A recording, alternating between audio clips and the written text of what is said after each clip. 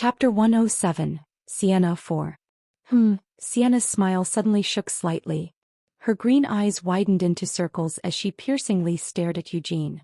After examining him like this for a few moments, she tilted her head from side to side a few times. Sienna hummed consideringly. After she was done tilting her head, Sienna abruptly thrust her face closer to Eugene. Uncomfortable with her sudden approach, Eugene immediately raised his hands to block Sienna's face from getting any closer. "What are you doing? Are you crazy?" Eugene spat out. "Get your hands out of the way," Sienna merely demanded. Having said that, Sienna didn't wait for Eugene to remove his hands. She grabbed his hands on her own accord and pushed them out of her way. "It seems a big difference, but, no, isn't it the same?" Sienna muttered to herself. "What are you even saying?" Eugene asked in annoyance. "Hamel, it seems that you've learnt some magic?" A wide smile spread across Sienna's face. Still holding onto Eugene's hands, she childishly swung them around as she giggled to herself. "It's not just any type of magic either. You learned the magic that I created. Isn't that right?" "Yeah," Eugene reluctantly admitted. Sienna let out a few prideful sniffs. "Me? Well, of course you did. Even if hundreds of years have passed since I disappeared, there's no way that a wizard as exceptional as I am could be born during that time. In that case, that must mean that most wizards nowadays have learned the circle magic system that I created." "Well, something like that," Eugene acknowledged. "However, Hamel, you didn't just learn my circle magic system. Looking at your mana, you must have grafted my research in witchcraft onto Vermouth's white flame formula. Isn't that right?" Sienna confidently accused him.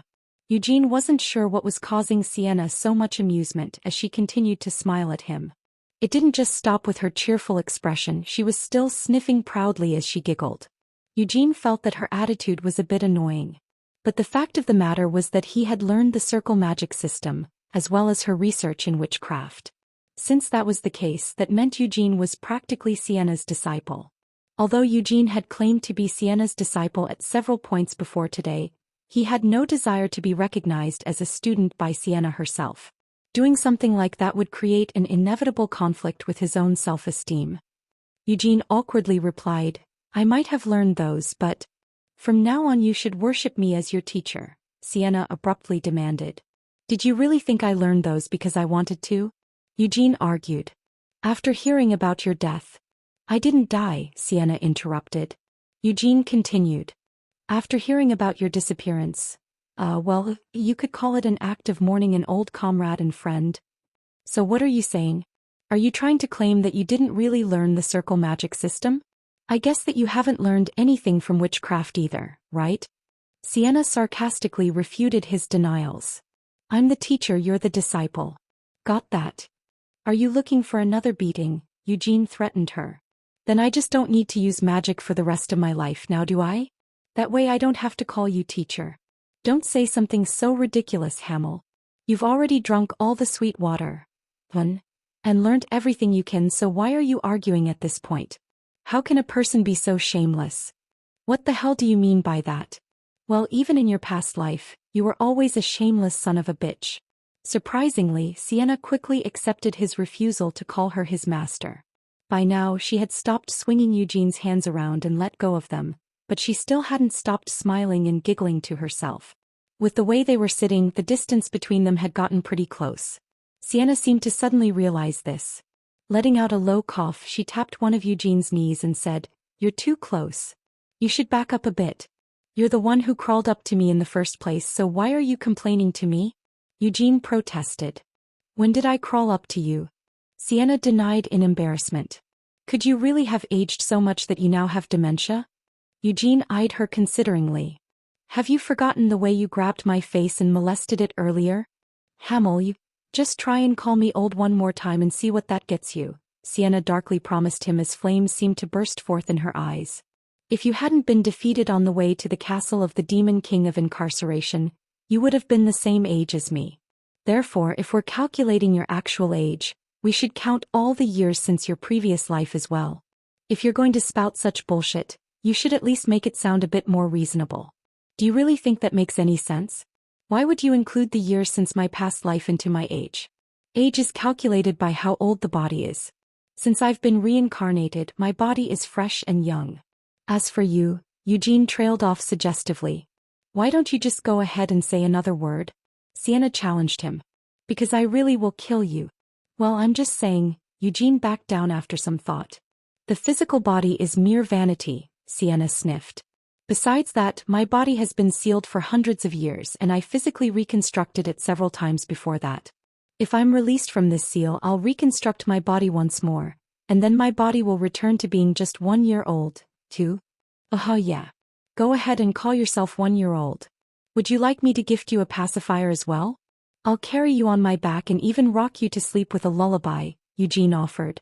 Sienna's fists clenched and started to tremble at his provocative remarks. She glared at Eugene, then sighed heavily and shook her head. It's not worth it. Changing the subject, Sienna asked, more importantly, what happened to change your mind? Even though I offered to teach you magic several times during your past life, you never once took me up on it. That was just in my past life. Eugene quickly spat out an excuse as he awkwardly shifted his gaze sideways. After all, 300 years have passed. I was alone after I reincarnated and I didn't even know if you all were alive or dead. Since there were still 2 demon kings remaining, well, I just thought that I didn't have a choice but to learn magic. It would be impossible for Eugene to accomplish his goal with just the ability he had inherited from his previous life as Hamel. It wasn't just slightly beyond the realm of possibility, but immeasurably so. Thankfully, the body that he had been reincarnated into was so vastly superior to Hamel's body that the two couldn't even be compared. Moreover, even after reincarnation he still retained all his previous life's talent. Vermouth was missing. So were Anise, Sienna and Mullen. Since all of them weren't there, this meant that Hamel would need to learn all the knowledge and handle all the responsibilities they used to have when they were together as a party. Or at least that was what Eugene had told himself. Even though he was unable to accept the Lionheart clan's tradition of the bloodline continuation ceremony, he still hadn't risked disgrace by going against it. Without showing any unneeded stubbornness or pride, Eugene had managed to be adopted into the main family. There he had learned Vermouth's white flame formula, which he had always secretly envied. Having obtained W, he had still harbored a desire to obtain even one more of the many weapons that Vermouth had used. In order to learn magic which he hadn't even spared a glance at in his previous life, he had left to study abroad in Arath. For several years he had locked himself up in Akron and absorbed himself in learning Sienna's magic. Everything Eugene did was for the sake of becoming stronger than Hamel had been. Even though he was aware that his hard work might not bear fruit right away, he had still sown the seeds for the future. In order to someday successfully surpass his former self and slay the 2 remaining demon kings. With that as his focus, he had given up all of his unnecessary hang-ups from his previous life. However, Eugene didn't want to reveal to Sienna the desperation to which his heart had been driven by the absence of his comrades. It was something far too embarrassing. Sienna also didn't ask for further details. She wasn't stupid. She could see the reason why Hamel or Eugene, that idiot, asshole, scumbag, stubborn and rude bastard, might have abandoned the inhibitions from his past life that had kept him from accepting her offer despite the amount of effort she had put into persuading him. Sienna was all too familiar with Hamel. Sorry. That was why Sienna was the first to bow her head and apologize. What are you apologizing for? Eugene asked. I feel like we might have left you feeling very lonely, Sienna said regretfully. As if. Eugene snorted. With her head bowed like this, all Eugene could see was the crown of Sienna's head and her wavy, purple hair. This sight reminded him of Mare back in Akron and Eugene unconsciously reached out and patted Sienna on the crown of her head. What are you doing? Sienna asked in shock. You just reminded me of your familiar, Eugene explained. Sienna sighed. Mare. So you've met with that kid as well. She's doing pretty well, Eugene tried to assure her. Like hell she is, Sienna cursed with a scowl as she pushed Eugene's hand away from her. There's no way that those old wizards would have left Mare in peace. She must have been through a lot after I disappeared. Well, that's true, Eugene admitted. It's all because you took the latter parts of witchcraft with you. That. Sienna blinked her eyes in surprise for a few moments before bursting into laughter. That was just a lie. What did you say? There are no latter parts to witchcraft. Well, if it really came down to it, you could say that something like that is inside my head, but it's more like a truth of magic that's impossible to really pin down into a grimoire. But I was told that the royal family of Aroth has a copy of the latter volumes of witchcraft? That was just my own way of providing some support to the royal family. As the royal family of the Kingdom of Magic, shouldn't they at least possess a grimoire that can act as a symbol of their worthiness for the position? It's a compilation of some of the high-level spells that I've created. Eugene's lips parted soundlessly as he couldn't think of what to say to this. After finally breathing out a faint huff of surprise, he barely managed to get out the words, "Are you saying that you conned them?" Hey now, that's going a bit too far. I didn't really scam them, it's more like a white lie. In any case, it is a fact that I gifted them a grimoire filled with powerful and unique spells. I made all the spells myself and even compiled them into a grimoire, so isn't it up to me to call it by whatever title I like? Sienna smiled with a guilty expression and tried to act like her hands were clean. Well, this misunderstanding is all because I didn't know that I would end up going into seclusion like this. I was thinking of going into retreat shortly before everything that happened, but technically speaking, this was more of a mistake than a deliberate deception. But I've heard that Arotha's wizards actually disassembled Mare in order to try and find out the truth about the latter half of witchcraft and your hidden refuge, Eugene reported. They did what? Those ungrateful sons of bitches. Even though I contributed so much to the history of magic just because I went into seclusion, they dared to torment my familiar. Sienna's eyebrows shot up in outrage. She leapt up from her seat and kicked Eugene. It didn't really hurt that much. However, Eugene just couldn't understand why she had suddenly kicked him. Why had she hit him when he hadn't even done anything? Why did you just hit me? Eugene immediately demanded. Sienna gave her reason, because there's no else here apart from me and you. What does that have to do with you hitting me? Eugene asked before he was cut off. Don't be so fussy. If I'm able to return to Aroth in the future, I'm not just going to stop at kicking them, I'm going to turn the whole place upside down. Those idiotic royals. Those douchebag wizards. Even though it's been 200 years since I disappeared, they're still caught up in the illusion that there is another part to witchcraft.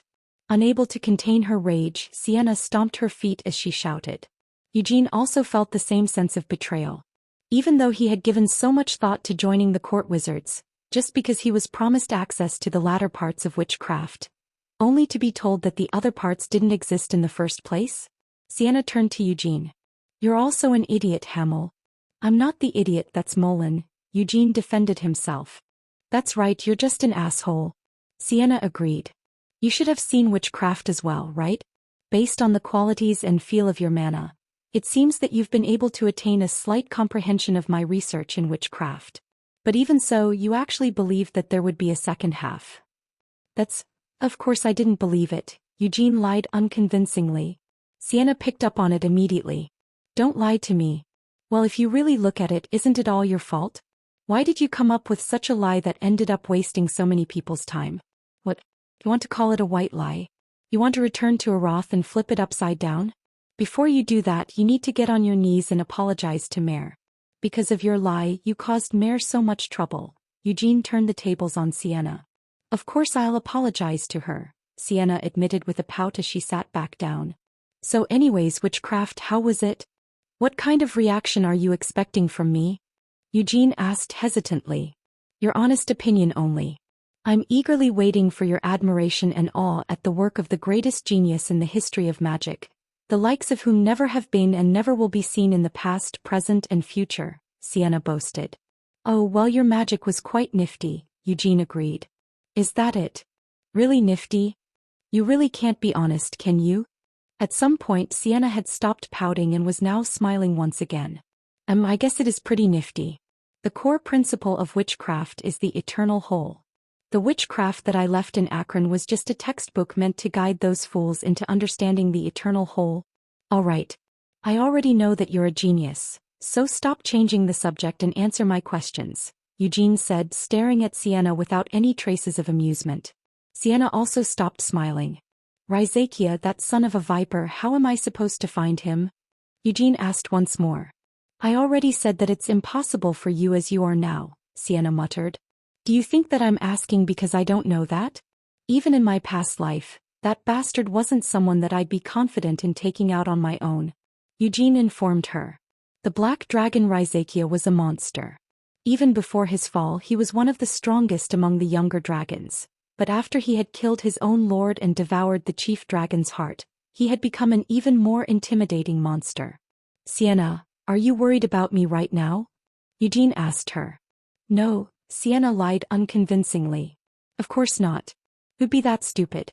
Wouldn't it be funny if you, who almost died and has been sealed away, were actually worried for me, who's alive and well?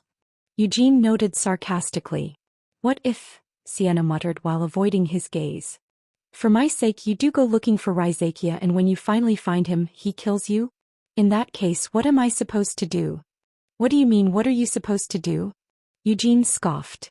Why are so afraid of something that hasn't even happened? You don't know, Sienna spat out with a quiet laugh. You don't know anything. Hamel, there's no way that you could know. After you died, how do you think the rest of us felt? Do you know what emotions were going through me as I held your necklace? What sort of thoughts went through my head as I stood in your grave? I do know, Eugene said as he held Sienna by her shoulders. I know for a fact that you cried like a baby while you were there. I also know just how you spent the decades while you were in Arath.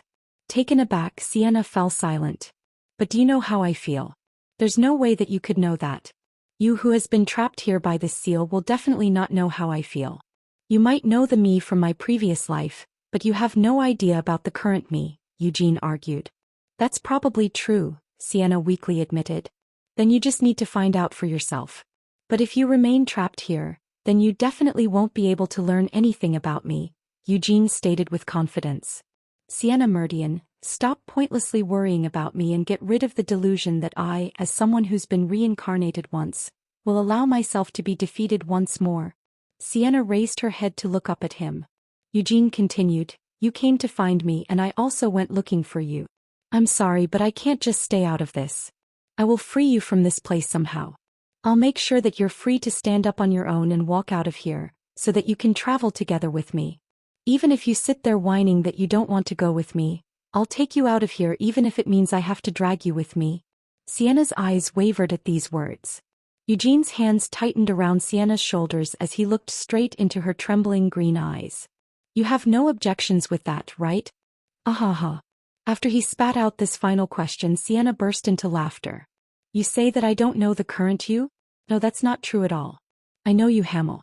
Even though your reincarnation changed your body, replaced your face, and even gave you a new name, you're still the same Hamel that I've always known. If that's the case, then you should also be aware of how serious I am when I say all this. Sienna agreed with a smile even as she let a few tears fall. You're still the same as ever. Not a single thing has changed about you. If you smile while crying, something will grow on your butt. 3. Eugene warned her. Sienna snorted. The amount of bullshit you're full of hasn't changed either. Anyway, hurry up and tell me how to find Raizakia, Eugene insisted while shaking Sienna by the hold that he had kept on her shoulders. Is my staff still kept in Akron? Sienna eventually asked. Akasha? It's still there, Eugene confirmed. It's been stored away safely along with witchcraft. Well, of course it would be, Sienna said with some relief. As foolish as the wizards of Arath might be, even they wouldn't stoop to the level of trying to meddle with Akasha's relief. Sienna was lost in thought for a few moments. After considering whether he should do anything about this, Eugene gently shook Sienna by the shoulders once more. Just leave me alone for a minute, you son of a bitch. In the end, Sienna was unable to bear it and she slapped Eugene on the cheek as she cursed him out. Like the last time she had kicked him, her slap didn't hurt all that much. I'll teach you the technique to release Akasha's seal, Sienna said once she had finished her contemplation. Does that mean I'll be able to find Raizakia once I have Akasha? Eugene asked. It won't be easy, Sienna advised him. The reason why Raizakia was caught in the dimensional rift was partly because of his own actions and partly because I made a mistake due to being seriously unwell. Even so, Hamel, if you have Akasha with you and you're nearby, you should be able to sense the opening to the dimensional rift where Raizakia has been trapped. Sienna couldn't even be certain of that. For now, all they could be sure of was that Raizakia had to be trapped somewhere within a dimensional rift. If he had been banished to another dimension or had died, his curse wouldn't have been able to last for hundreds of years as it had. So that means I'll need to scour the whole continent, Eugene sighed. If you don't want to, then don't do it, Sienna pouted. When did I say that I didn't want to? It'll be a piece of cake. Besides, that'll mean I get to use your fancy staff as well, Eugene said smugly. I'm saying this just in case, but if I do get better later, I'm definitely taking Akasha back from you. Also, if you go overboard and shatter Akasha's dragon heart. Sienna trailed off warningly. I'm already well aware. Eugene waved off her concerns. It'll get the dragons to come looking for me, right? Now wouldn't that actually be better? In the first place, aren't the dragons even better at using magic than you? Do you really think those overly proud lizards would just kindly grant your requests? They'll probably just loose their breaths at the bastard who deliberately broke the staff that their tribe helped create as a gift. But if you want to test that theory, then have at it, Sienna challenged him. Well, if nothing else works, then I can give it a try, Eugene replied before becoming lost in thought for a few moments. The black dragon Raizakia had come to fame during his previous life, but his presence was still making itself known even in the present day. In fact, he was still known as one of Helmuth's 3 dukes. It had been 200 years ago since Sienna had banished Raizakia into a dimensional rift, but Raizakia somehow still retained an active presence in Helmuth.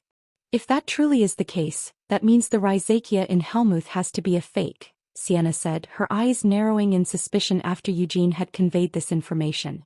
It had to be Raizakia himself who invaded this domain. If the attempt to banish him had failed completely, then he could have just repeated his intrusion once more. But if that isn't the real Raizakia, does that mean someone else is pretending to be Raizakia? Eugene pointed out. There's no way that those demon folk bastards in Helmuth would continue to pay respect to Raizakia's status if he wasn't around. Then it's probably either Raizakia's clone or his hatchling. Hatchling? Eugene repeated questioningly. Eugene's brow furrowed as he tried to recall his memories of Raizakia. Did that black dragon really have a hatchling? I'm not too sure of that either. How am I supposed to know if that son of a viper hatched an egg or not? However, whichever one it might be, that's not necessarily a bad thing for you. Sienna abruptly stopped speaking in the middle of her sentence and covered her mouth. Eugene grinned at this sight and lightly smacked Sienna's leg. What's with the sudden silence? You're right, this isn't such a bad thing for us. Whether it's Raizakia's clone or his hatchling, either way it has to have some kind of connection to Raizakia. If we can somehow manage to get our hands on them, we might be able to find the coordinates to where Raizakia is buried. Don't do anything needless, Hamel, Sienna warned him. I won't. Having already died once, even I would hate to repeat the experience, Eugene said with a smile. Oh, that's right. While he was still smiling, something suddenly popped up in his head. Eugene immediately erased the smile from his face and glared at Sienna. Hey, what's with that thing? Eugene demanded. Sienna was surprised. What are you saying all of a sudden? That fairy tale, Eugene growled. Sienna's expression stiffened. Through gritted teeth, Eugene hissed. Stupid Hamel. Sienna tried to come up with something to say. Eugene interrogated her. Who wrote it? Sienna stammered, I don't know. I just thought it was interesting. When I first saw it and no, I've never actually read it, so. Is this really the time and place for such nonsense? Even though you should know that you left the first edition of the fairy tale in Akron, Eugene pressured her. Sienna struggled to come up with an excuse. I bought that as a souvenir. I already told you not to spout nonsense. Eugene easily dismissed the claim. I heard from Mare that you read that fairy tale hundreds of times, didn't you? Why is she coming up with such ridiculous lies? Since her maintenance has been neglected for hundreds of years, could something have broken down? Sienna continued to act innocent. The contents of the first edition were quite something to see. The beautiful, cute, darling and cuddly Sienna, Eugene said teasingly. There wasn't anything about me being darling or cuddly, probably? Sienna argued hesitantly as she desperately tried to trace her memory. In any case, there were definitely a few times where you were called beautiful and cute. Are you insane? How could you write something like that by your own hand? Eugene questioned her. What are you talking about? Why would I write something like that? It wasn't me, Sienna denied unconvincingly. Then was it Anise? You really are clinging to such nonsense until the very end. Don't you think that you two were being a bit too much? You and Anise are cute, beautiful, darling, cuddly and other such bullshit, huh? But why is Mullen an idiot and I'm a son of a bitch? Eugene cursed. I said that I didn't write it. Sienna screamed loudly as her face flushed red. Chapter 108, Sienna 5. That's why I'm asking you who did write it. Eugene continued to confront Sienna. I don't know, Sienna insisted. Isn't it embarrassing and shameful to keep saying I don't know over and over again? Shut up. If Anise was the one who wrote it, could you be trying to protect Anise's reputation by insisting that you don't know who it is? Even though you know that the suspicion will turn on you if you keep clinging to the same denial? Eugene began sounding out his reasoning with a serious expression on his face. Are you really going to prioritize protecting Anise's honor over having to bear such an insult yourself? But I don't think you're that type of person. You're not upright enough to take the blame for something that you haven't done.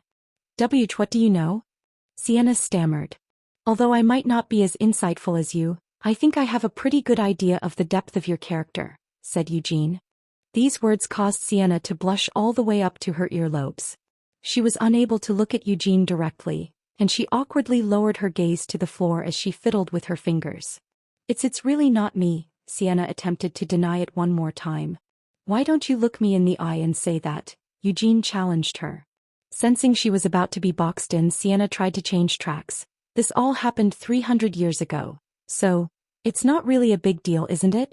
Emolyn also really enjoyed the fairy tale. He liked it so much that he even tried to pass a law requiring the memorization of the fairy tale as his kingdom's first ever edict. Was that bastard really a good king like they say he was? Couldn't he have just been a mad dictator and a tyrant? Eugene muttered to himself with a look of utter disbelief on his face. Then his expression changed completely and became serious once more. No. If it's Molyn, then he has reason to like it. After having heard himself be called an idiot day after day, he was actually given the prestigious title of the Brave Molyn. Was it really all that great? This time Sienna was the one with an expression of disbelief. Even though he's called the Brave Molyn, the stupid things that he did were recorded exactly as they happened. As it was a children's book, I couldn't just keep calling Molyn an idiot. Eugene cut in. So you did write it? Or at least that's what the author must have been thinking, Sienna feebly finished. Even though they made such an edit, they still wrote down all sorts of swear words like asshole and son of a bitch beside my name, Eugene complained. Think about it clearly, Hamel, Sienna told him as she straightened her expression. At the time that the fairy tale came out, Molyn was laying the foundations of a nation by mobilizing the northern tribes and gathering displaced refugees. What would happen if the fairy tale called Molyn an idiot while he was doing all that? So what? Eugene asked in confusion. Are you seriously saying that? Don't you feel sorry for all the people who believed in Molyn and became his vassals, or the descendants who would be born from them?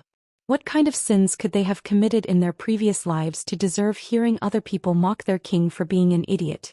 Sienna lectured Eugene. Eugene was struck silent. Sienna continued her tale. If the fairy tale called Molyn an idiot, everyone in the Roar Kingdom would have been ridiculed for being the vassals of an idiot. What would happen then? All of the people in the kingdom would surely have rebelled against their king. There might even be enraged extremists who would try to kill the author of the fairy tale no matter what.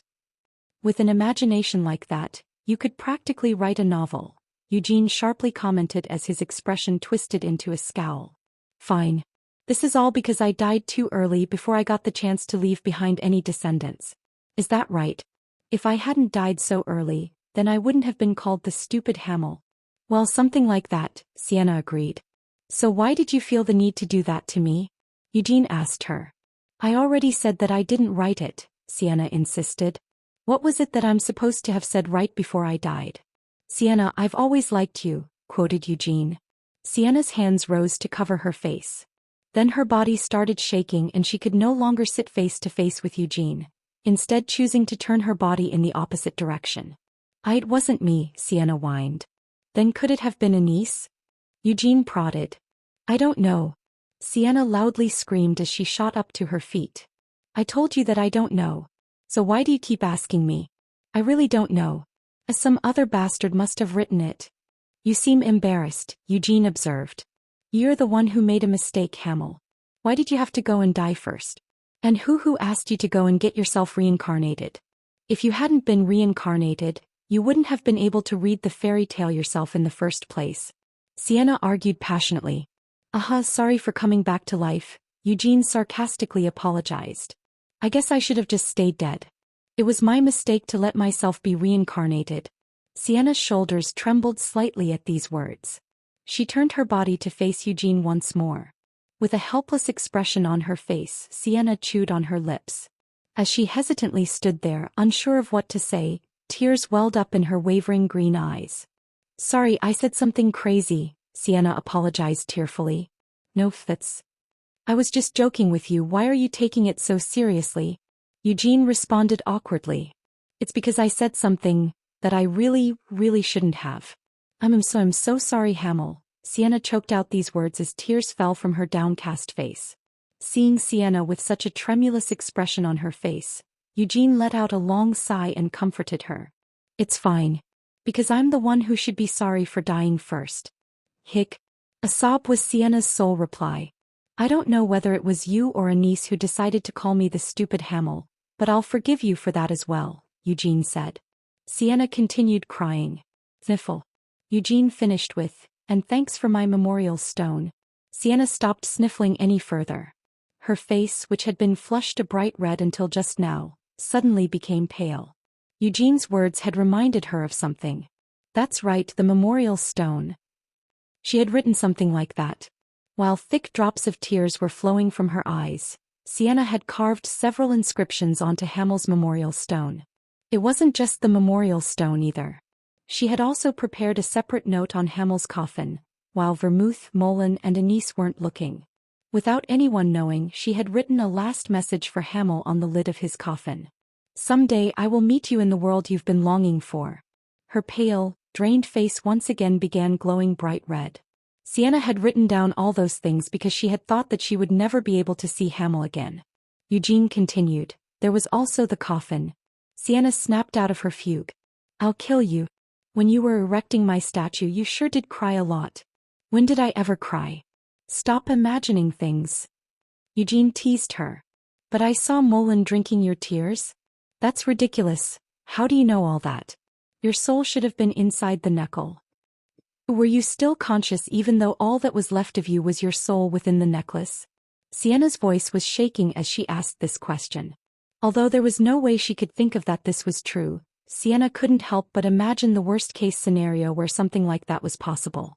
Eugene quickly dismissed her fears. "Do you really think that something like that would happen?" "I just saw it in a dream." "A dream?" Sienna asked with some relief. "About the holy sword." Eugene suddenly paused with a distressed expression on his face, unable to continue speaking as a sudden possibility sprang to mind. Was the revelation in a dream really something that the holy sword had shown to him? Eugene couldn't help but recall the powers of the angel with 8 wings that looked just like Anise. She had even shown him the scene from the past, the scene of Ryzakia's attack. And the reason why he was able to face Sienna like he was now was all because of the miracle that Angel Anise had performed. Eugene didn't really want a full explanation of what was going on. It wasn't because he didn't have faith in the God of Light. Regardless of his own lack of faith, everything that had happened were unmistakable miracles. He simply didn't want to admit that Anise was behind all this. That was because, by doing so, Eugene would also have to admit that this was all just a dream that Anise had somehow created. The Sienna that was now in front of him was moving, talking, laughing, and crying like she was in perfect health. However, he couldn't feel any warmth coming from her, nor could he hear her heart beating. In reality, Sienna still had a hole in her chest and was barely clinging on to life through the power of the World Tree. This reminder of the reality of the situation soured Eugene's mood. "Can't we leave here together?" Eugene pleaded, feeling a bit reluctant. You came to find me in Aroth, didn't you?" "That was just me sending out a mental projection for a very brief moment. Even that was only possible because I squeezed out what little mana I had left," Sienna revealed. Squashing his disappointment, Eugene asked, "How did you find me?" "Your necklace," Sienna said with a weak chuckle as her head remained bowed. "A security spell that I installed in my mansion long ago still remains intact. It wasn't activated, but since the spell is connected to me, it detected the necklace." Sienna had kept the necklace with her ever since she had taken it from Hamel. As it was imbued with traces of her mana, it was only natural for the spell to have reacted when the necklace had finally returned to the mansion after hundreds of years.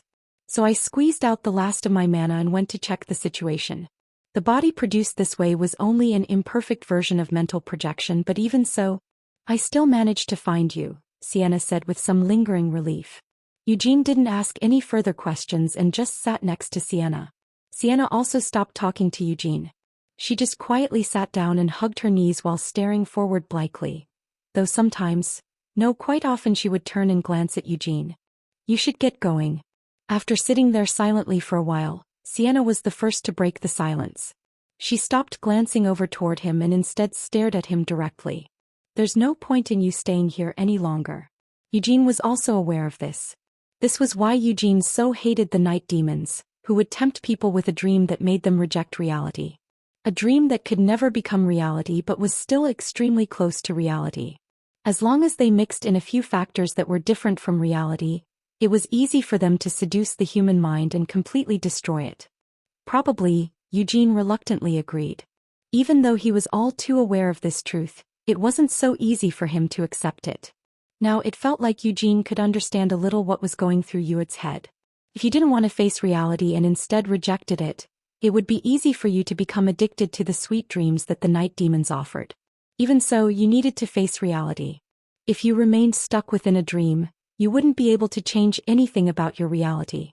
Eugene got up. We'll meet again, he promised. Sienna looked up at Eugene, who was standing beside her, and smiled. You're no longer Hamel, so I'll call you by your current name. Because even if your name changes, you will always be Hamel, said Sienna. Just like how you are and always will be Sienna, Eugene agreed. Sienna grunted as she tried her best to avoid crying. Her effort was obvious to see. Sienna, Eugene said as he reached out to Sienna. Don't cry and just wait here for me patiently. Stupid blockhead moron son of a bitch, Sienna cursed. Even though she was trying her best not to cry, Sienna rubbed her eyes and grabbed Eugene's hand. Because you keep saying such selfish things, I can't help but feel some hope. I know, Eugene curtly replied. Because of that, I'll wait for you, Sienna promised him. I will trust you, place my hopes in you and wait for you. Of course you should, Eugene accepted her promise. You don't have to come back here to pick me up, Sienna said as she stood up with a few sniffs. After hesitating for a few moments, she pulled Eugene closer by his hand until she was able to reach up and hug Eugene around his shoulders. Because I'll come looking for you. You just need to wait for me. Eugene patted Sienna on the back. Sienna clenched her lips tightly shut at his touch, and buried her face into his shoulder. He couldn't feel any warmth coming from the Sienna in his arms. He couldn't even hear her heart beating. Even so, Eugene could still feel Sienna. She hadn't died back then and was still alive to this day. Fine, Eugene replied with a smirk. After looking up at his grin, Sienna also returned a smile. This is a miracle, Sienna silently thought to herself. To think that she would be able to meet with Hamel like this. Hamel, who had been the first to leave them. Even though a lot of things have changed, she didn't want to let go of him. She didn't want to have to say goodbye to him. Just for a little longer. Even as these thoughts ran through her mind, Sienna deliberately let go of Eugene. As Sienna looked Eugene up and down, she thought, no, nothing has changed. So, Hamel. Sienna didn't cry. While smiling as brightly as possible, she waved goodbye to Eugene. I'm so glad that I got to meet you like this, Sienna confessed. The miracle was ending. Sienna was gradually beginning to lose consciousness. She couldn't see Eugene's figure any longer. She slowly sat down on the spot. The small tree that had been growing behind her had disappeared. Everything else then disappeared and was covered in a bright light. Sienna sat in the center of this scene, still staring forward. Thank you, she muttered. Anise, with her 8 angelic wings outspread, was now standing at a close distance. Without saying anything, Anise just stared at Sienna with a faint smile on her face. May you also find salvation, Sienna said as she stared at Anise before closing her eyes. Anise's wings slowly folded away, and as their light disappeared, the place was filled with darkness. Eugene opened his eyes. He quickly got up from where he had been lying down on the ground.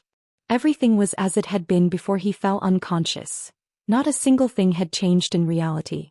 Sienna was lying down with her eyes closed, encased within the crystal with a hole in the middle of her chest and vines connecting her to the world tree. Eugene stared at Sienna for a few moments. His memories of what had happened just now remained crystal clear. From the full conversation that he had with Sienna to the technique he had learned that was meant to unlock Akasha's seal, releasing it from its confinement within Akron. Don't blame Vermouth. He also recalled these words. Smiling wryly, Eugene stroked his own chin. Let's just give him a chance, Eugene eventually muttered. No one had ever really been able to understand Vermouth. Vermouth also hadn't asked for anyone's understanding. That guy had been carrying a lot on his shoulders, without asking anyone to help shoulder the burden with him. No, he had asked for help. He had faced the Demon Kings together with Sienna, Anise, Molan, and Hamel. Of all the many living beings in the world, only these four had been able to keep up with Vermouth.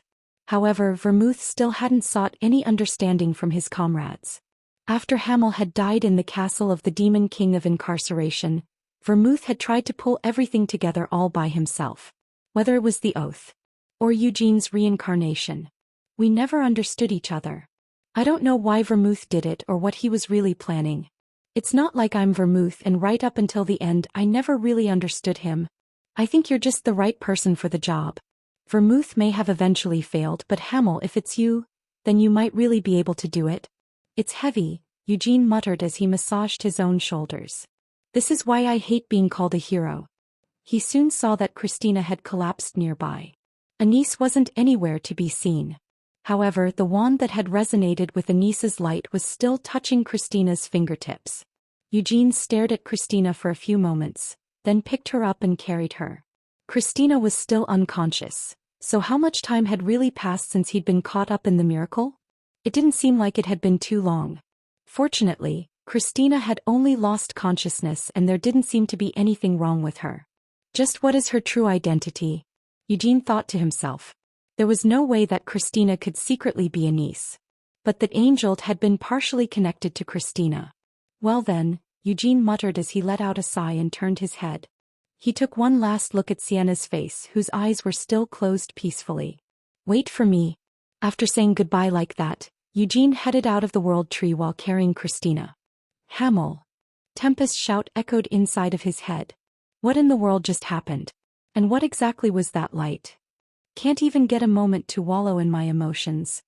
Eugene grumbled as he tucked Wee back into his cloak.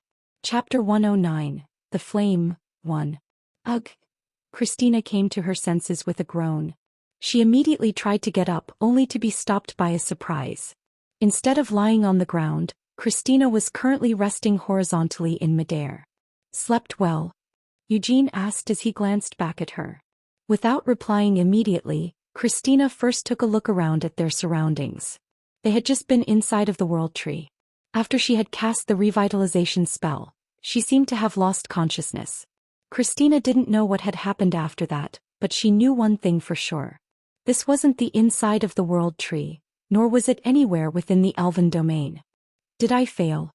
Christina first decided to ask about the result of her attempt. Christina was afraid that she had failed. She suspected, no, she was sure of it. Even before she had lost consciousness, she had foreseen her own failure.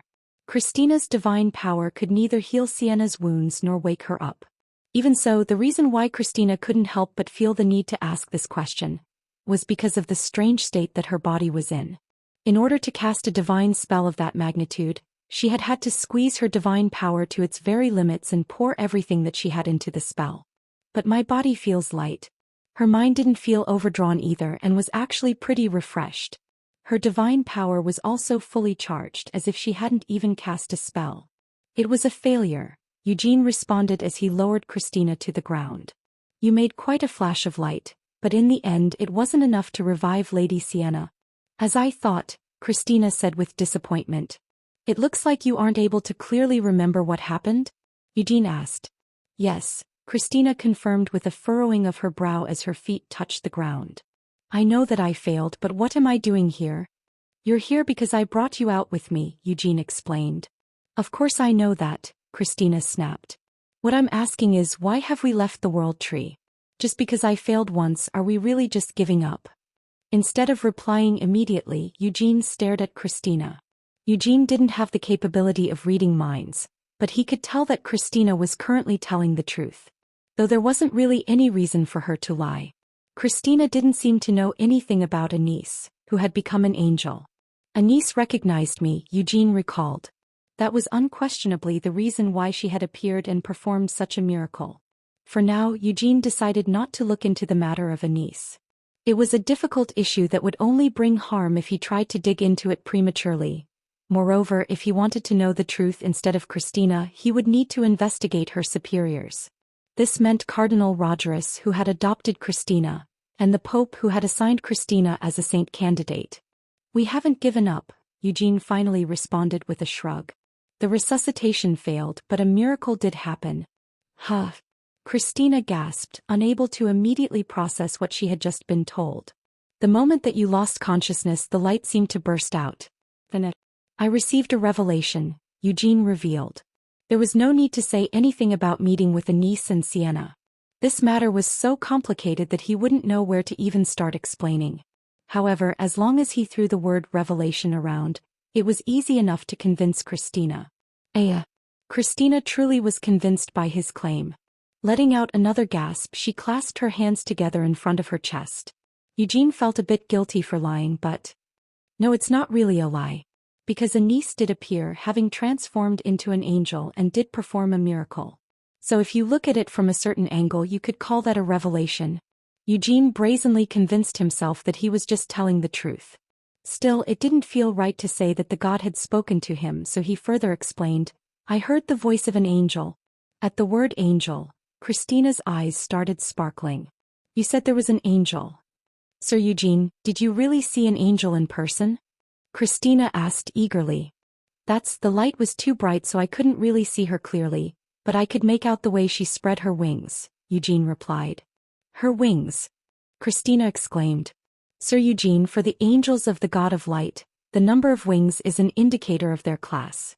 By any chance, were you able to tell how many wings the angel had?" Eugene hesitantly revealed, "It seemed like there might have been 8 wings. But that can't be." Christina's voice rose in surprise. She immediately got down on the spot, fell to her knees and began praying. Taken aback, Eugene asked, "Is there something wrong with having 8 wings?" "Sir Eugene, according to the records in the scriptures, among all the angels sent by the god of light to descend upon this world, the angel whom God valued the most only had 6 wings, Christina reported. Eugene felt a belated sense of regret. It would have been better had he dropped the count a little. But if the angel that Sir Eugene saw really had 8 wings, then it wasn't just any ordinary angel, but an envoy personally sent by the god of light. Christina continued excitedly. Now that I think about it, I probably just didn't see it too clearly because it was too bright. It might have just been 6 wings instead of 8. As Eugene groped around for an excuse, he recalled Anise's appearance. The light that she gave off had indeed been bright, but he hadn't made a mistake. Anise had definitely spread 8 wings exactly. An envoy of God? That Anise? No, Christina firmly denied. At the moment of a miracle, there is no way that Sir Eugene could have been mistaken. Eugene grumbled, "I'm the one who feels like I might have made a mistake, so how can you be so sure of that when you fainted right away?" "There can be no mistake about it," Christina insisted. "The god of light must have sent an apostle to deliver a revelation to Sir Eugene, the hero and master of the holy sword." Eugene gave up. Well, think whatever you like. So, Sir Eugene, what kind of revelation did you receive?" Christina asked. "In order for Lady Sienna to be awakened, we need to kill the black dragon Reincarnted." Once he had said this, Christina could no longer muster up any desire to exclaim in excitement, and her thrilled expression also faded away quickly. The black dragon Reincarnted. Christina was also well aware of the terrible notoriety that the dragon had established. Also known as the Fallen Dragon and the King-Killer, Reincarnted was one of the 3 Dukes of Helmuth, a monster that was capable of taking over one of the empty positions for a demon king. "How difficult," Christina said faintly. "Because of that, there's something that I need to discuss with you." Eugene kept walking as he continued to speak to her. "According to the angel's revelation, the Reincarnted in Helmuth isn't the real one." "What does that mean?" Christina asked. "Reincarnted invaded the elven territory 200 years ago. It looks like he intended to kill Lady Sienna and all the elves there, but he wasn't able to succeed in his plot. Lady Sienna managed to banish Reincarnted into a dimensional rift, but Reincarned's poison has forced Lady Sienna and the elves to hibernate in the World Tree." Christina let out a short cry of surprise. To think that someone was actually able to face a monster that was said to be the strongest dragon of all time, and even banish him into a dimensional rift. So something mysterious is going on, Christina reasoned after she got over her surprise. Angels were not able to lie. Of course, Eugene didn't believe in her God and had committed blasphemy by falsely claiming to have received a revelation several times before. However, there was no way that Eugene would lie about something like this. So Christina held no doubt about Eugene's words. If he was banished into a dimensional rift, that means he cannot be found in our world. But I haven't heard of any issues occurring in Helmuth, Christina contributed. The same goes for me, Eugene said with a nod. The Queen of the Night Demons Norgiabella. The Blade of Incarceration Gavid Lindman. The Black Dragon Raizakia. These three individuals were called the Three Princes of Helmuth, and their positions in this triumvirate hadn't changed in hundreds of years. Eugene shared what he knew. If one of the three princes, Raizakia, had disappeared hundreds of years ago, there is no way that the other demon folk of Helmuth wouldn't aim for his vacated spot. However, Raizakia's territory, the Dragon Demon Castle, is still doing well, and someone with his name is still sitting in the seat of the Duke. Duke Norgiabella is a representative of the moderate faction among the high-ranking demons. Christina followed Eugene's example as she shared what she could recall. Duke Gavid Lindman still claims to be the subordinate of the Demon King of Incarceration, and does not interact much with the outside world. Although I'm not sure what his exact opinions are, it seems that Duke Raizakia has always occupied the exact opposite political position to that of Duke Norgiabella. Norgiabella had never been against the infusion of humans into Helmuth. Eugene didn't know what kind of festering hell pit that damned bitch was concealing within her chest, but in any case, that slut had been actively involving herself with the humans ever since Helmuth had opened its gates to their kind. Raizakia had not followed suit. That guy was simply violent and insane. Although the dragon claimed to be an arbitrator of balance, he was just a bastard who had killed his own lord and devoured his heart. Even so, he was still shameless enough to display the arrogance that was so characteristic of dragons. He considered all those weaker than him to be inferior bugs who didn't deserve to live. Christina continued. Even in Helmuth, foreigners are strictly forbidden from entering Duke Raizakia's Dragon Demon Castle. He is known to be a vicious hater of humans, so even though he hasn't been seen out and about lately, rumors of his past infamy have still spread among them. At the very least, this meant that there hadn't been any incidents arising from when the false Raizakia would still wander around Helmuth. Sienna had hypothesized that it might be either a hatchling or a clone impersonating Raizakia. That said, we can't just attack the Dragon Demon Castle directly either. If it was really a hatchling or a clone, then it should be much weaker than the real Raizakia. But even so, it wouldn't do to underestimate a dragon.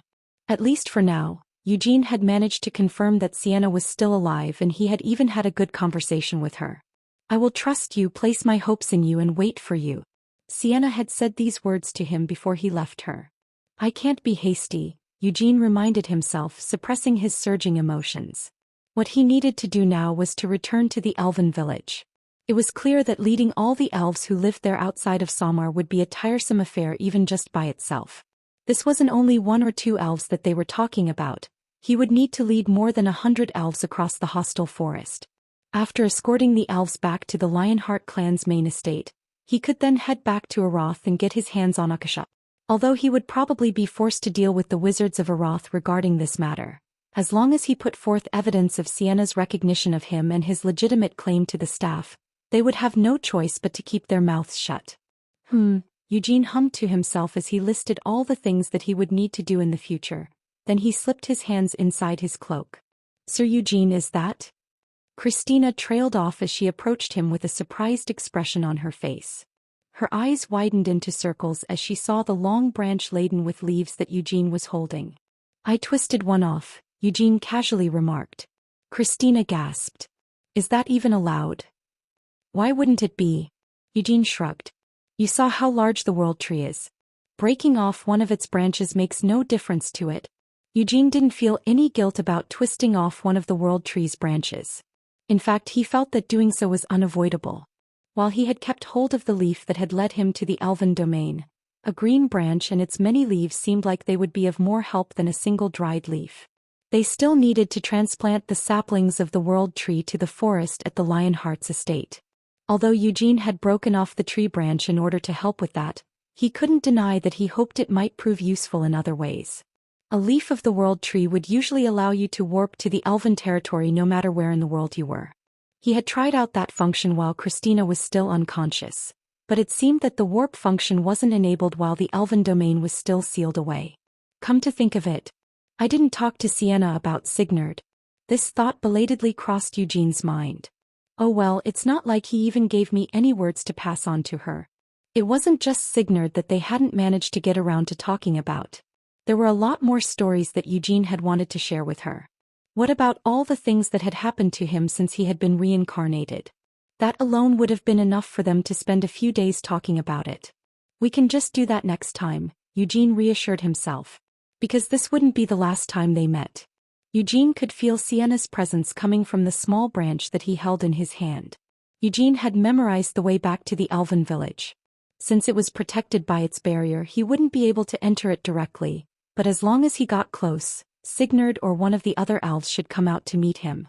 They didn't get held up along the way, so they were able to reach the village within 2 days. But none of the elves came out to meet them. Something's going on, Eugene muttered. He had a bad feeling about this. Eugene narrowed his eyes and set his senses on edge. The barrier that protected the village was of a high enough level that it didn't give off a sense of incongruity even after knowing that a barrier did exist. However, he was currently getting an uncomfortable feeling from it. The mana that formed the barrier seemed slightly distorted. This was quite different from how it had been just a few days ago. Eugene stopped walking and closed his eyes. It wasn't just an illusion. The barrier's mana had indeed been distorted. This distortion was proof that the barrier had recently been broken. But why? Eugene reopened his eyes. This wasn't the time to get lost in suspicion. I'll head over first, so just follow after me, Eugene ordered. Yes, Christina replied after a pause. Christina didn't feel the same discomfort as Eugene. However, she was able to predict a vague omen of danger from Eugene's expression and voice. Eugene immediately kicked off the ground and leapt forward. Christina unfolded her wings of light and followed after Eugene. Although her flight was pretty fast, Eugene was even faster than her. It's only been 2 days, Eugene complained silently. In just 2 days someone had attacked the elven village. Was it hunters looking to take the elves as slaves? There was no way that they could be just any ordinary group of slavers. The barrier protecting the village was created by the saplings of the world tree. It was impossible for the average wizard to even sense the barrier. It had to be the dark elves. Those guys were notorious for recruiting elves in order to strengthen their position in Helmuth. However, wasn't the timing of this too auspicious? Did they really just happen to find the village on Eugene's arrival and attack it once he had left? The distortion in the mana, it doesn't feel like they broke through the barrier with a spell. Instead, it seems to have been torn down through sheer brute force, Eugene observed. Was this really the dark elves' doing? Amongst the many questions that were flowing through his head, Eugene recalled a scene from a few days before. When all of the elves had seen the two off, their eyes full of earnest prayer and hope. Whoosh! A pure white flame engulfed Eugene's body. Chapter 110, The Flame, 2. Really now, a man said with a shake of his head as he clicked his tongue. There was no need for the both of us to tire ourselves out because of this. You're just giving me more work. Signard didn't reply to the man's words. Even if he wanted to, he couldn't reply. Signard was covered in blood and a large hand was wrapped around his throat. Like this, he couldn't even breathe properly. When Signard finally managed to part his lips, the only sound that emerged was a faint moan. This is all because you misunderstood me, the man said with a sigh as he shook his hand. This set Signard's body swaying back and forth like a doll hanging from a string as his blood sprayed across the floor. The floor that was already covered in his blood. I had no intention of harming you, the man claimed. I have no desire to bully the weak. Ki. Signard groaned as he swallowed back the blood that was filling his mouth. Didn't I say as much in the first place? I just wanted to stay here for a while, a few days at the very most. I wasn't going to bother you and there was no need for you to pay any special attention to me either. Signard squeezed out the last dregs of his mana and strength. Then he swung his arm as if he was trying to slice open the man's throat with his hand. All I wanted. Before his hand had even reached the man's throat, Signard's body was smashed into the ground. Bonk. The ground shook as clumps of blood and dirt sprang up into the air. Sigurd's lips stretched wide open, but he wasn't even able to release any of the excruciating pain that he was in with a scream. Was to stay here until that brat returned. Asking you to just pretend to be hostage so that we could all have a pleasant negotiation. Was that really such a difficult request for you to accept? The man asked rhetorically. It felt as if all the bones in Sigurd's body had been shattered. As the last of the mana in his core had just been exhausted, he didn't even have the strength to lift a finger. The man's figure appeared in Sigurd's blurred vision. He was wearing a hood that cast a deep shadow over his face, of which only his golden eyes could be seen. Each time he opened his mouth, sharp fangs were revealed. Cuckoo. While glaring at the man, Sigurd let out a gravelly attempt at laughter. Only a hostage? You weren't going to hurt us? Stop spouting such bullshit. Really now, the man sighed once more. There should be limits on how much someone can keep their guard up. Have you only ever encountered deceit your whole life? Your very existence is poisonous to us. It infects us with that disease and pushes us closer to death, Sigurd accused. The man hummed in agreement. That's something that can't be helped. However, it would be good if you would just recognize the fact that I don't have any say in it. In fact, I pity you elves. The sight of you falling sick and dying is quite pathetic. Therefore, Sigurd interrupted him with a choked laugh. Are you really trying to say that we should be grateful for the chance to become dark elves? Isn't it better than dying from disease? The man asked. You wouldn't just be any dark elf either. I even offered you a recommendation so that you could serve directly under the Rakshasa princess herself. It looks like you don't know just how great of an opportunity that really is. Sigurd spat out, stop with your bullshit, and fuck off. You beast. The man no longer felt like smiling and feigning pleasantries. The word beast was an unforgivable insult to the man. No, to the man's whole race. It looks like you don't understand your place, the man hissed in a cold voice as he let go of Sigurd's neck. Looking around, the man spotted the other terrified elves. Some of the elves were strewn across the ground, covered in blood just like Sigurd was. These were the young elves who had stood alongside Sigurd to resist this violent invader. But to this man, the resistance put up by the elves was nothing. Except for Sigurd, none of the other elves in this town could really be called a warrior. If they had that sort of strength in the first place, they wouldn't have needed to come back to this forest. It should be all right if I kill a few more, the man muttered to himself. For this type of task he needed to set an example. He had no intention of killing everyone here. If he successfully brought back all these people with him and gave them to the Rakshasa princess, his big brother would also be happy as it meant that the Rakshasa princess would owe them a favor. In any case, there were a lot of elves here. There shouldn't be any problems with killing 2 or 3 of them. As the man came to his decision, he raised a foot into the air above Sigurd, who was still collapsed on the floor. His foot fell bit by bit. The man intended to slowly crush Sigurd to death beneath his heel. Then the man suddenly noticed something. Just before he could put his foot down, the man's expression changed. While twisting his body around quickly, the man swung his arms at something. Bang! The man's figure disappeared with a loud roar. Sigurd, who had been prepared to die, couldn't understand what had just taken place in front of him. His eyes had been able to keep up to the point where the man had swung his arms around in order to counter a bombardment of some sort. But Sigurd couldn't believe that this powerful monster had been sent flying so easily. This was the power of the dragon's spear Karbos. The downside of this spear was that it consumed too much mana, but as long as the user had enough mana, they could continue to shoot out powerful bombardments without needing any complicated magic formulas. Even though the bombardments fired by this weapon weren't as strong as a true dragon's breath, the attacks it generated were overwhelmingly more powerful compared to the mana it consumed. Eugene landed on the ground with the large dragon's spear leaning against his shoulder. He looked around at the elves who had collapsed to the ground while covered in their own blood. Among all these casualties, Sigurd was the one in the most serious condition. Sigurd unconsciously tried to call out Tamil, only to realize what he was doing and quickly clamp his lips shut. The one who had attacked them wasn't dead yet. Who is that bastard? Eugene said without another look down at Sigurd. Eugene couldn't afford to do so. Even though the dragon spear's explosion had directly landed on its target, it hadn't been enough to kill the man. He said that he's one of Jagan's brothers. Eugene, he's aiming for you, Sigurd warned with a gasp. Eugene's face slightly stiffened as he heard the name Jagan. Although he had never met the man in his previous life, Eugene was familiar with the name. It was the name of the current chief of the beast folk who served under the demon king of destruction.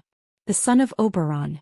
Even if he didn't know anything else, Eugene wouldn't be able to help but recognize Jagan's name because the beastman had torn out the throat of Oberon, his own father, and usurped the position of chief. Oberon had been so violent and powerful that he had even taken the title the Depraved for himself, so as the son who had been able to kill someone like Oberon, it was clear that the man had to be at least as crazy and vicious as Oberon. Siblings, you say, Eugene muttered as a corner of his mouth twisted. But it looks like he doesn't really resemble his father. The man who had been sent flying into the distance had stood up once more. Although Eugene had already felt this from the moment that the attack had landed, it looked like there weren't any serious wounds on the man's body. It was just to the extent that the cloak the man had been wearing had become ragged. He showed a quick reaction, Eugene noted to himself. He had shot out the attack from a reasonable distance. Eugene couldn't do anything about the sound it made when it was launched, but the dragon spear's attack wasn't something that could be avoided just by hearing the roar of the shot before it landed. 2. The man spat out some blood from his mouth as he stared at Eugene. Eugene Lionheart. You've returned much more quickly than I expected. Now that his robe had been turned into rags, the man's appearance could be seen clearly. Lycanthropes were a mutation developed from vampires and demon folk. Like vampires, they could increase their numbers by feeding others their blood. Even if someone was once human, once they were infected with lycanthropy, their soul would be stained with demonic essence. Beast folk were different from lycanthropes. Just like the elves and the dwarves, beast folk were just a separate race from the humans. They weren't able to change between human and beast forms like a lycanthrope. Instead, their appearance held a mixture of a beast and a human from the moment that they were born. In other words, they could be described as beasts with human intelligence. In that regard, most beast folk still retained their bestial instincts, and those beast folk who were born in the wild were especially susceptible to being swayed by their natural impulses. In order to live in this world, you needed to know how to suppress your own instincts. The difference between beast folk and beasts was merely whether or not they had the reason needed to suppress their own bestial natures. However, 300 years ago, the beast folk led by Oberon had fully unleashed their true natures. They had all lived as predators like the carnivores that fed on herbivores. And not just any carnivores but wild predators that stood at the top of the food chain. Instead of using reason to suppress their true natures, these predators used their ability to reason to kill even more effectively and take delight in the act of slaughter. The man who was now walking over to them was one such predator. A beast who was able to walk like a human. He had golden eyes and fangs, and his face looked like a mix between a tiger and a human. Unlike beasts, he had the upper limbs of a human, but tiger-like stripes clearly stood out against the fur covering his body. So you said that you're a brother of Jagan? Eugene asked as he glared at the beast. That means should also be a son of the depraved Oberon. From what I've heard, Oberon was a bear. If you're the younger brother of his son, why are you a tiger? Brat, the man said as he licked his lips with a smile. You should be careful with what you say. Our former commander's name bears far too much weight to be used carelessly by someone like you. A bastard beast pretending to be a human, Eugene scoffed as he tucked Carbos back into his cloak. Are you some kind of mongrel? Did a tiger happen to catch Oberon's eye, so when he had kids with her, the eldest son Jagan was born as a bear and you the second son was born as a tiger? The man growled, I said. If that's the case, then it's quite a surprise. Eugene interrupted him without any hesitation. To think that a child could actually be born between a bear and a tiger. Even a bastard beast like you knows what a mule is, right? It's a hybrid that's born between a horse and a donkey. It's said that such hybrids cannot produce any children no matter what gender they're born as, so, are you a eunuch as well as a beast?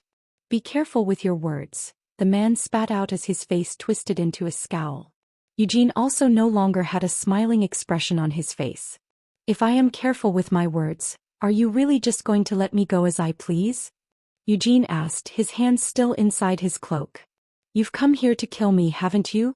So no matter what I say, you're going to try and kill me, so why should I watch my mouth?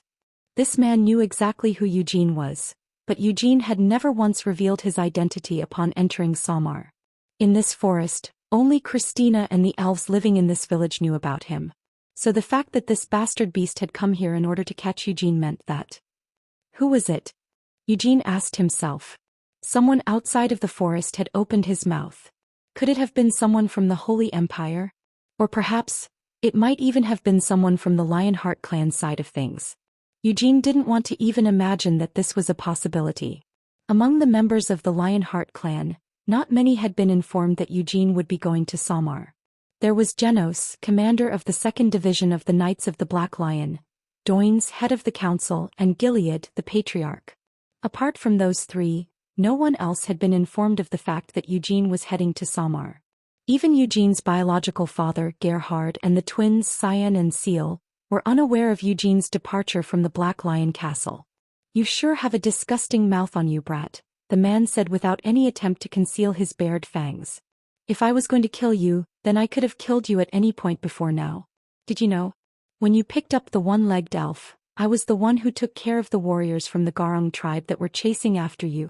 Thanks for taking care of such a troublesome task for us," Eugene said insincerely. He had thought that the pursuit was a bit looser than he'd been expecting.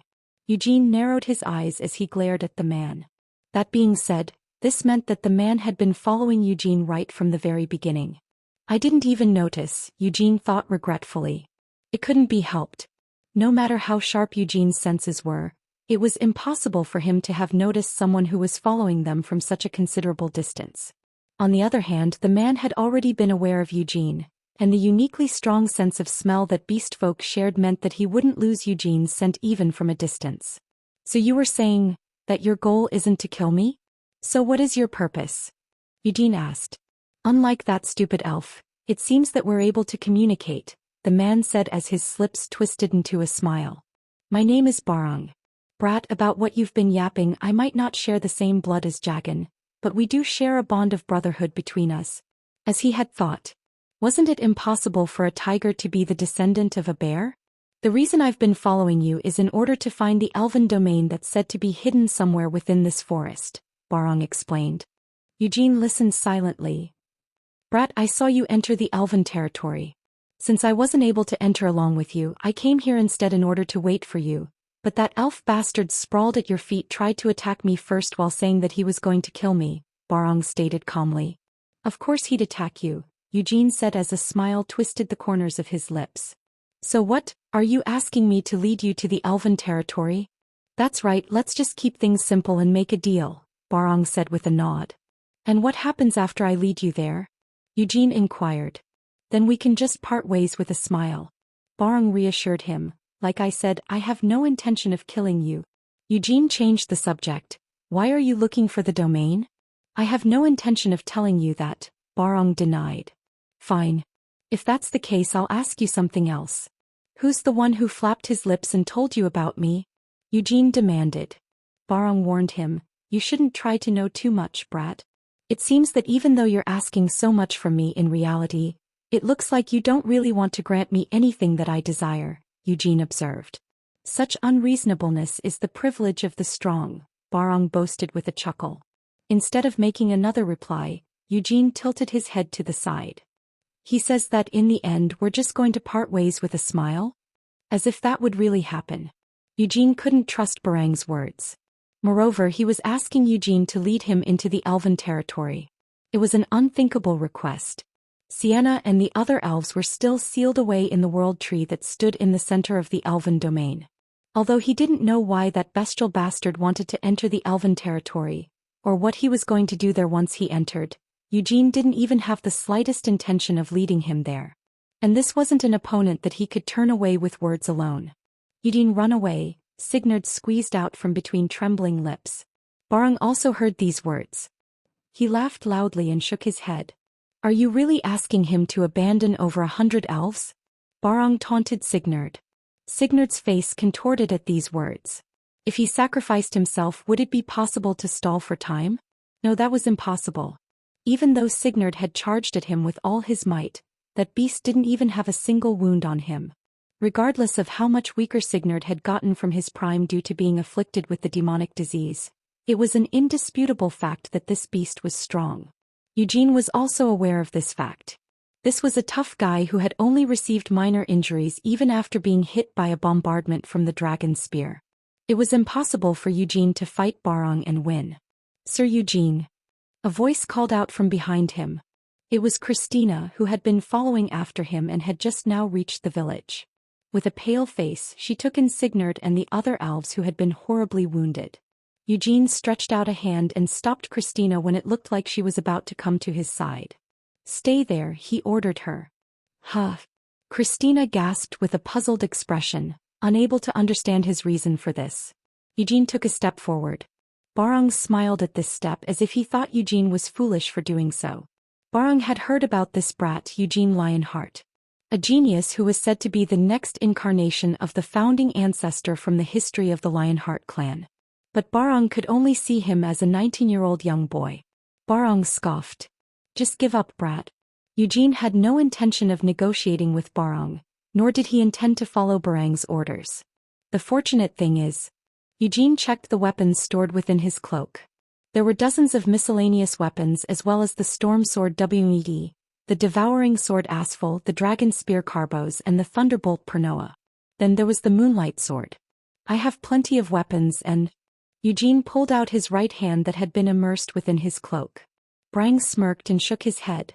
The hand that emerged from his cloak wasn't holding any weapons. Instead, Eugene placed his right hand on his chest. "I've got a high-ranking priest here who can stop the worst of the side effects." This wasn't an enemy that he could handle as he was now, so Eugene would just have to adjust his own condition so that he could handle Barong. The 19-year-old Eugene couldn't handle the Barong in front of him. However, the Hamel he'd been in his previous life would definitely have won. If his current abilities weren't enough, then he would just need to get close to the abilities from his prime. "Ignition," Eugene chanted silently. Eugene's right hand stayed on his chest. The mana flowing from his hand put pressure on his heart and his cores. Badump. Everyone could hear the loud beat of his heart. A burst of flames rushed out from him in the shape of a lion's mane.